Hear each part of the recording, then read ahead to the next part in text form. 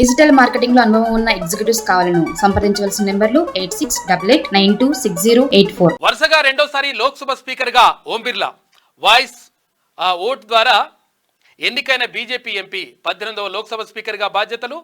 ప్రధాని మోడీ, ప్రతిపక్ష నేత రాహుల్ అభినందనలు. ఎమర్జెన్సీని ఖండిస్తూ స్పీకర్ తీర్మానం. ఇక ప్రతిపక్షాల ఆందోళన, తొలి రోజే నిరసనల మధ్య సభ వాయిదా పడ్డది అని చెప్పేసి ఒక వార్త కనిపిస్తా ఉంది.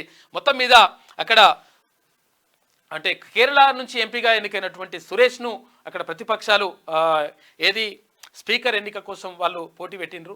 ఆ తర్వాత ఓం బిర్లా అంటే ఆయన అధికార పక్షం నుంచి, ఎన్డీఏ కూటమి నుంచి, తర్వాత భారతీయ జనతా పార్టీ నుంచి ఆయన ఎంపిక అయ్యిండు.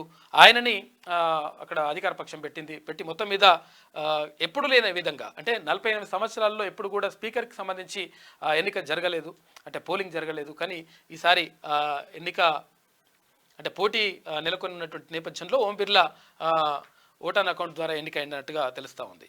ఇక బుధవారం లోక్సభలో షేక్ హ్యాండ్ ఇచ్చుకుంటున్న ప్రధాని మోడీ, తర్వాత ప్రతిపక్ష నేత రాహుల్ గాంధీ.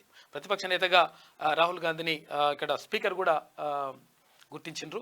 ఈ నేపథ్యంలో అట్లా జరుగుతూ ఉంది. అయితే చాలామంది ఏం చేస్తుంటారంటే చిన్న చిన్న లీడర్లు తర్వాత వీళ్ళందరూ ఏం చేసుకుంటారంటే అంగీలు చింపుకుంటారు, కొట్టుకుంటారు, గుంతుకుంటారు, ఇదంతా జరుగుతూ ఉంటుంది. కాకపోతే ఏంటంటే హుందాగా ఉండాలి.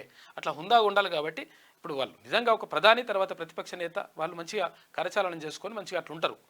కాబట్టి ఆ విషయం మనం గమనిస్తే మంచిగా ఉంటుంది. ఇక కీలక నియామకాల్లో రాహుల్ ముద్ర. లోక్సభలో ప్రతిపక్ష నేతగా స్పీకర్ గుర్తింపు.